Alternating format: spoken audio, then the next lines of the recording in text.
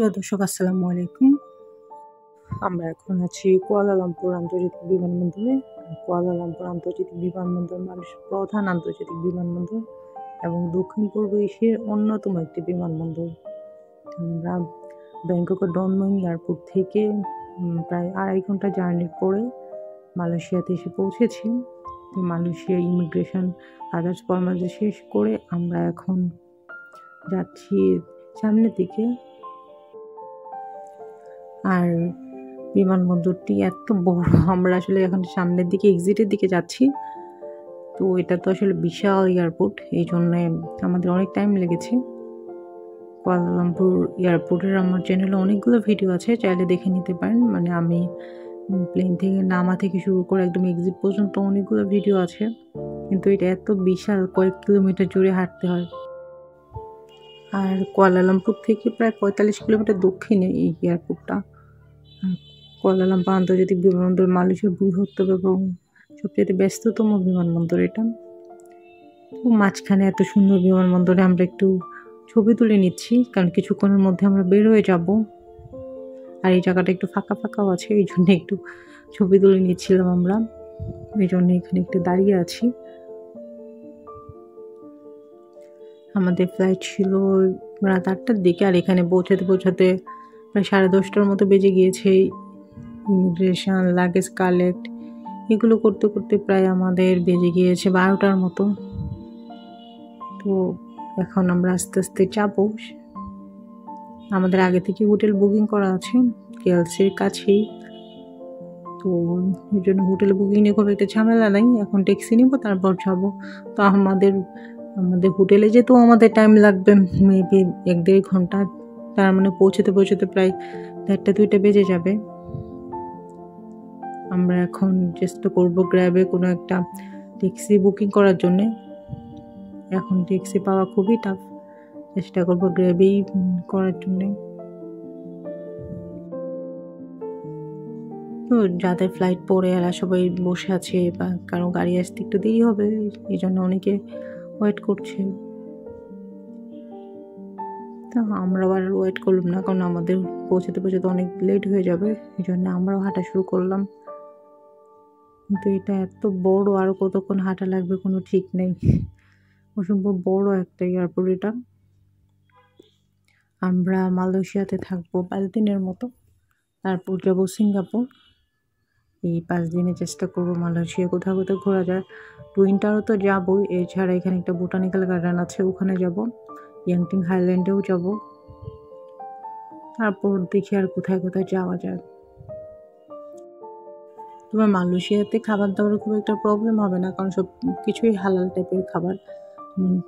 থাইল্যান্ডে একটু ঝামেলা হয়েছিল, ঝামেলা বলতে একটু রেস্টুরেন্টগুলো দেখে শুনে খাওয়া লেগেছে এই যা, বাট খাবার তো অ্যাভেলেবল, বাঙালি রেস্টুরেন্টও অ্যাভেলেবল, এই জন্য প্রবলেম হয়নি।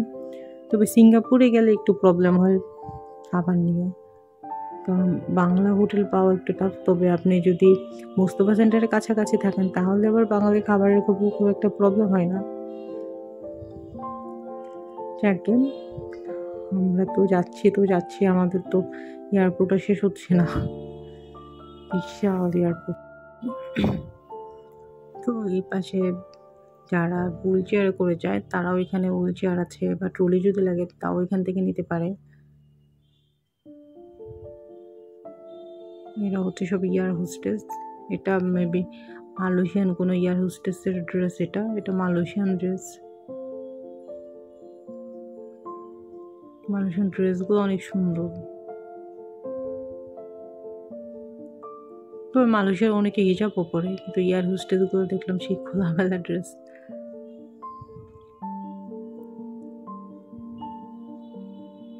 আমরা যাচ্ছি, কিন্তু এয়ারপোর্টটা শেষ হয় না। তো আমরা আসলে একটা ট্যাক্সি বুক করার ট্রাই করছি, এই জন্য আস্তে আস্তে হাঁটছি।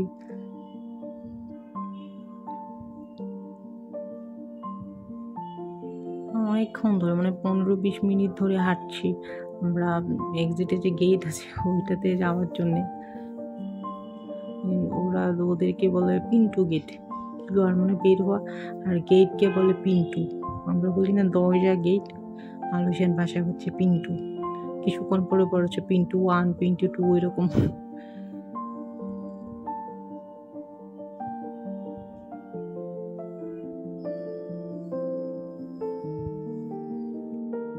যাক, অলরেডি অনেক রাত হয়ে গিয়েছে, তাও যতটা সম্ভব পা চালিয়ে যাওয়া যায়, কারণ অলরেডি আমাদের অনেক লেট হয়ে গিয়েছে।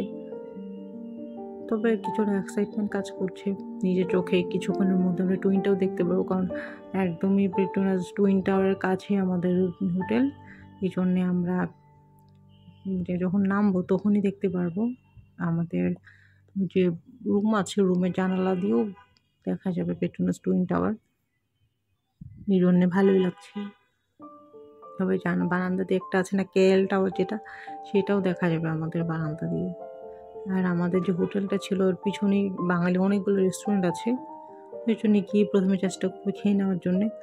তবুও খাওয়া অবশ্যই এখন পাওয়া যাবে না। মালয়েশিয়ার একটা ব্যাপার হচ্ছে, রাত 8টা বা 9টার পরে ওখানে যে খাবার যে দোকান থাকে ম্যাক্সিমাম দোকানই অফ হয়ে যায়। এই জন্যে মালয়েশিয়াতে চেষ্টা করবেন সন্ধ্যার মধ্যে খেয়ে নেওয়ার। এরপরে না খাবারের দোকানগুলো অ্যাভেলেবল থাকে না। তবে কারো যদি মালয়েশিয়ান রিঙ্গিত লাগে চাইলে চেঞ্জ করে নিতে পারেন। আমাদের কাছে কিছু ডলার আছে আর থাই বাত আছে, কারণ আমরা যেহেতু থাইল্যান্ড থেকে এসেছি, তো আমরা চেষ্টা করব এখান থেকে কিছু রিঙ্গিত নিয়ে নেওয়ার জন্য। আর যদি আপনাদের মালয়েশিয়ান সিম লাগে সেটাও এখান থেকে নিয়ে নিতে পারেন, কারণ এয়ারপোর্টে এই সবগুলোই কিন্তু অ্যাভেলেবল। আপনারা যদি মালয়েশিয়ায় বাসে ঘোরার জন্যে বা রেলে ঘোরার জন্য কোনো কার্ড করতে চান সেগুলো এখান থেকে করে নিতে পারেন, বা কোনো যদি খাবার লাগে আপনাদের সেটাও এখান থেকে নিয়ে নিতে পারেন, কারণ বাইরে অনেক সময় রাতের বেলা খাবার দাবার অ্যাভেলেবল থাকে না। এয়ারপোর্টের ভিতরে অনেকগুলো খাবারের দোকান আছে, চাইলে এখান থেকে খাবার দাবার আপনারা কালেক্ট করে নিতে পারেন, পুরো হোটেলে গিয়ে খেয়ে নিতে পারেন বা হোটেলও নিতে পারেন। তবে যাদেরটা অ্যাপার্টমেন্ট, যেমন আমাদেরটা কিন্তু অ্যাপার্টমেন্ট, এই জন্য খাবারটার কিন্তু খুব একটা সুব্যবস্থা থাকবে না। যেগুলি ডিরেক্ট হোটেল সেগুলোতে খাবারের ভালো ব্যবস্থা থাকে। তো প্রবলেম নিয়ে আমরা এয়ারপোর্ট থেকে চেষ্টা করবো কিছু খাবার নিয়ে নেওয়ার জন্য, নিয়ে সকালে উঠে তারপর আর কি বাইরে গিয়ে খাবো। তো এখন আমাদের একটা ট্যাক্সি দরকার সবার প্রথম, যেটা মানে গ্র্যাবের চেষ্টা করছি আমরা একটা আমাদের অ্যাড্রেস অনুযায়ী একটা গ্র্যাব বুক করতে পারলে তাড়াতাড়ি চলে যাওয়া যাবে। তবে এখানে দোকানগুলো অনেক সুন্দর, দোকানগুলো দেখতে ভালো লাগছিল। তো এখানে অনেক গিফট আইটেমের দোকান আছে, চা কফি সব কিছু দোকানেই আছে।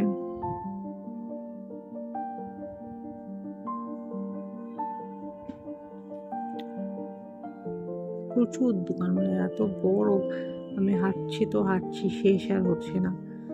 হঠাৎ করে মনে হবে এটা কোনো শপিং মল, কারণ এত দোকান। আর পাশে স্টিলের যেগুলো আছে এগুলো সব ডাস্টবিন, মানে বিভিন্ন নাম লেখা আছে, মেটাল প্লাস্টিক যা যা আছে সব মানে আলাদা আলাদা করে ময়লা ফেলার জন্য রাখা আছে।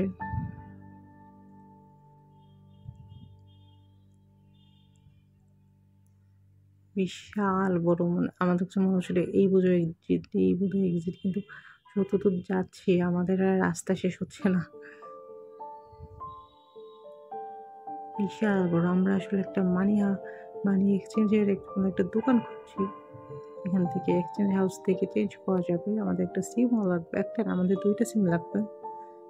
তা আশপাশে আসলে তেমন কোনো দোকান টোকান দেখা যাচ্ছে না। যে এই সামনে যে 2টা লোক, এই 2টা লোক আমাদের সাথে থাইল্যান্ড থেকে এসছে। আমাদের সাথে তো ওখানে পরিচয় হয়, দুজন হচ্ছে ভাই। ওনাদের পাসপোর্টের মেয়াদ কম থাকার জন্য ইমিগ্রেশন অনেক ঝামেলা করে ওদের সাথে, অনেক ঝামেলার পর অবশেষে ওনারা বের হতে পেরেছে। ওইটাই, এইসব নিয়ে কথা বলছিল আমাদের সাথে।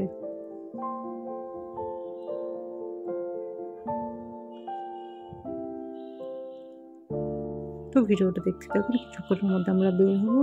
বের হয়ে আপনাদেরকে আমাদের হোটেল দেখাবো। ভালো থাকবেন, আল্লাহ হাফেজ।